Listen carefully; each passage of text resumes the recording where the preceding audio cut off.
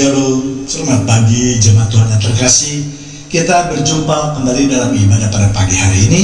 Dan sama seperti biasanya kita akan belajar suatu topik yang saya beri judul Mengapa Yesus Memilih Yudas. Namun sebelumnya kita akan berdoa terlebih dahulu. Terima kasih Tuhan atas segala kebaikan Tuhan, atas penjagaan Tuhan tadi malam dan penyertaan Tuhan di sepanjang hidup kami Tuhan. Pagi ini kami akan mendengarkan sebagian daripada kebenaran firman Tuhan yang terus akan menguatkan iman percaya kami Tuhan. Di dalam nama Tuhan Yesus kami sudah berdoa dan mengucapkan syukur. Mari sama-sama yang siap menyambut firman Tuhan kita katakan amin.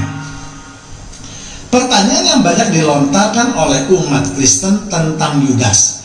Mengapa Yesus memilih Yudas sebagai penjaga uang atau boleh dikatakan sebagai kasir?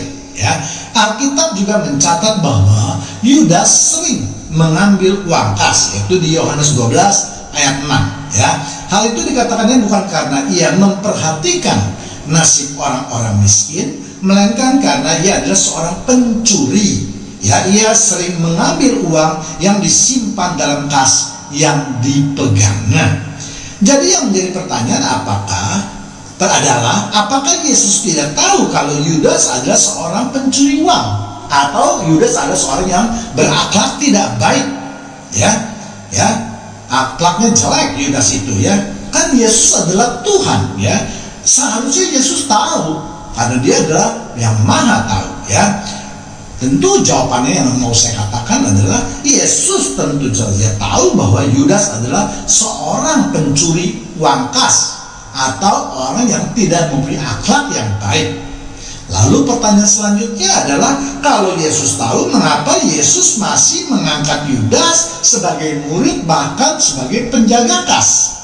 Ya, pertanyaan inilah selalu ditanyakan kepada umat Kristen, dan banyak di antara kita yang tidak dapat menjawabnya dengan baik. Ya, bahkan Yudas tidak hanya dikatakan sebagai pencuri, tetapi juga sebagai seorang pengkhianat ya. Lukas 6 ayat 16. Yudas anak Yakobus dan Yudas Iskariot yang kemudian menjadi pengkhianat ya.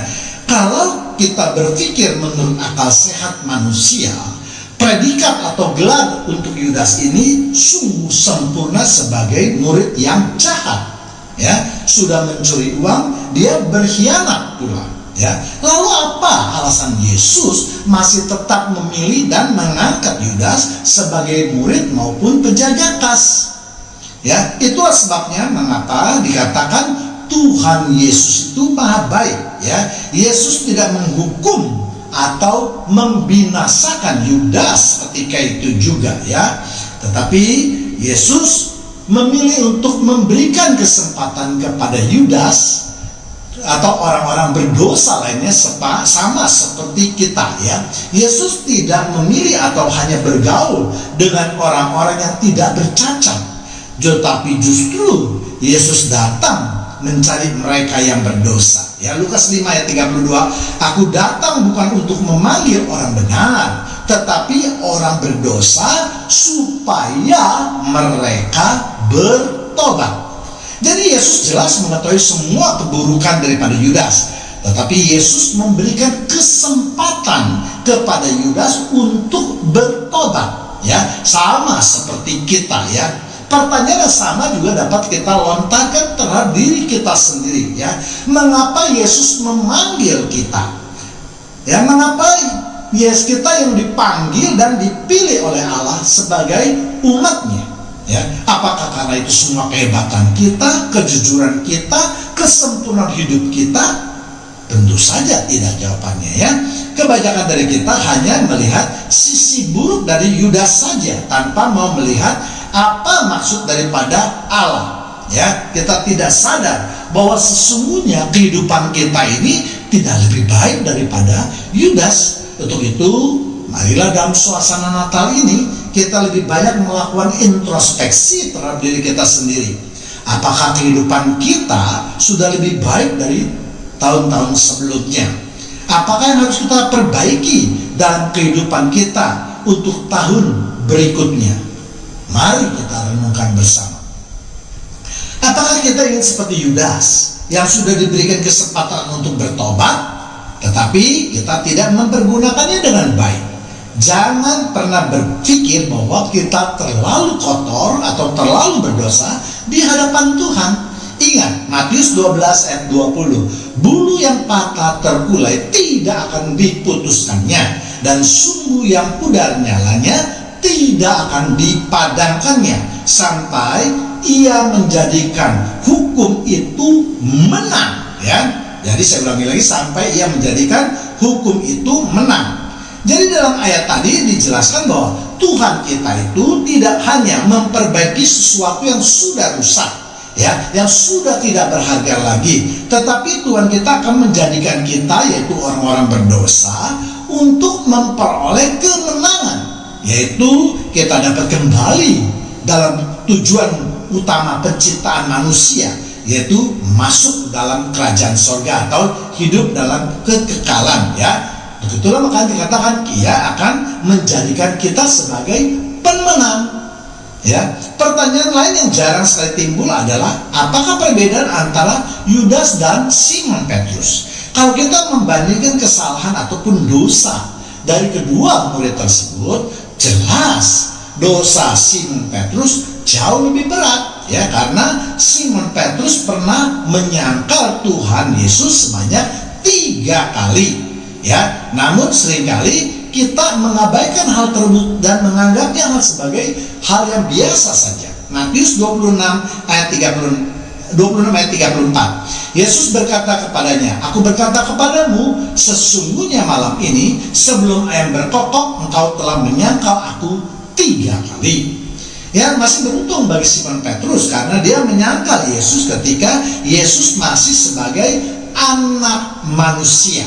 Ya, sehingga dia tetap memperoleh pengampunan.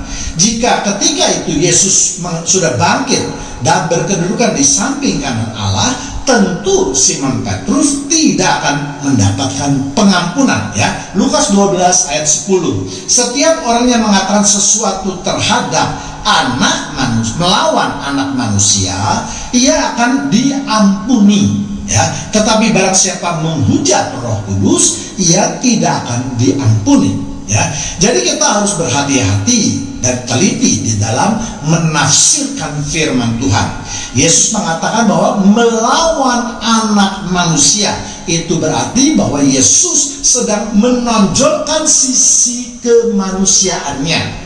Sedangkan jika Yesus mengatakan anak Allah, maka ketika itu berarti Yesus sedang menonjolkan sisi keilahiannya. Ya, jadi dalam kasus Petrus yang menyangkal Yesus sebanyak 3 kali, dia mendapatkan pengampunan. Jika kita membandingkan dosa Petrus dengan dosa Yudas, tentulah menurut saya dosa Petrus jauh lebih besar. Ya, minimal ada 3 alasannya. Yang pertama yaitu Yudas walaupun mencuri kas murid-murid Yesus, tentu itu adalah masih kepunyaan manusia. Kas itu kepunyaan manusia, ya. Walaupun tentu ada yang menafsirkan bahwa itu milik Tuhan Yesus. Namun saya lebih suka menafsirkan sebagai milik manusia, sebab Tuhan Yesus sebagai Allah, dia tidak memerlukan hal-hal yang bersifat duniawi. Yang kedua yaitu Yudas menjual Yesus dengan 30 keping perak. Itu juga hanya dosa biasa, sebab tanpa perbuatan Yudas pun Yesus memang harus mati di kayu salib. Ya, sebab itulah tujuan kedatangan Yesus di dunia ini, untuk menebus dosa-dosa manusia. Jadi perbuatan Yudas itu bukan merupakan sebab utama, tetapi hanya sebagai sarana saja. Pembunuhan Yesus itu sebenarnya ya sudah dirancangkan oleh tua-tua agama, orang-orang Farisi dan ahli-ahli Taurat. Jadi Yudas hanya dipakai saja, ya. Yang ketiga itu perbuatan Yudas disebabkan oleh karena pengaruh daripada iblis, ya. Lukas 22 ayat 3.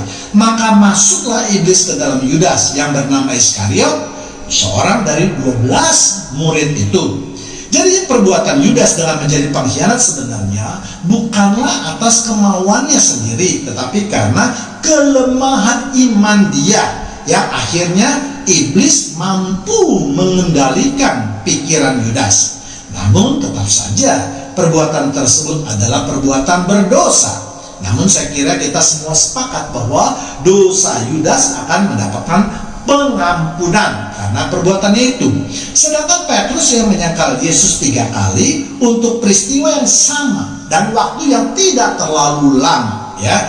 Yang membedakan antara Yudas dan Petrus adalah Petrus setelah mengetahui dirinya berdosa, dia bertobat dengan cara yang benar, ya, yaitu menyesali dirinya dan mempersembahkan sisa-sisa hidupnya untuk kemuliaan Tuhan, yaitu melakukan pemberitaan firman Tuhan, menuai jiwa yang sangat banyak sekali, ya, dimenangkan jiwa-jiwa itu untuk kemuliaan nama Tuhan Yesus. Bahkan ketika mati pun dia melakukan hal yang ekstrim, yaitu disalib dengan terbalik karena dia merasa bahwa dia tidak pantas disalib sama seperti Yesus, ya. Itulah penyesalan daripada Petrus, ya.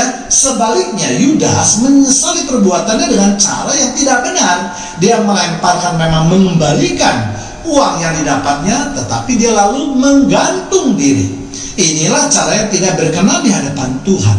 Ingat, bulu yang terkulai tidak akan dipatahkannya, sumbu yang telah pudar tidak akan dipadamkannya, tetapi dia akan menjadikan hukumnya sebagai pemenang. Dan yang itu yang dilakukan oleh Petrus, ya. Pelajaran apa yang dapat kita tarik oleh peristiwa tersebut? Sebagai manusia yang lemah, tentu kita sering jatuh ke dalam dosa. Apa yang harus kita perbuat? Kita harus bangkit, bertobat, dan jangan pernah menengok ke belakang, ya, untuk mengingat dosa-dosa lama kita. Mata kita harus tertuju ke depan, dan pikiran kita atau pengharapan kita hanya kita gantungkan kepada Tuhan Yesus. Teruslah berbuat untuk kemuliaan-Nya dan menangkanlah hukum-hukumnya. Perbuatan untuk kemuliaan Tuhan itu jangan hanya ditafsirkan sebagai melayani Tuhan saja, sebab tidak semua orang dipanggil untuk tugas tersebut. Tetapi kita sebagai murid-murid Yesus, yaitu melakukan perbuatannya di dalam kehidupan kita sehari-hari, agar orang lain dapat melihat perbedaan antara umat atau murid Yesus dengan orang-orang dunia. Itulah yang disebut dengan mempermuliakan nama Tuhan. Dalam suasana Natal ini, kita juga terus mengingat kebaikan Tuhan terhadap kita, sehingga kita terus dapat menaikkan korban syukur kita dan terus menerus bersyukur kalau kita telah dipanggil sebagai murid-Nya. Demikianlah pemberitaan firman Tuhan. Mari kita berdoa.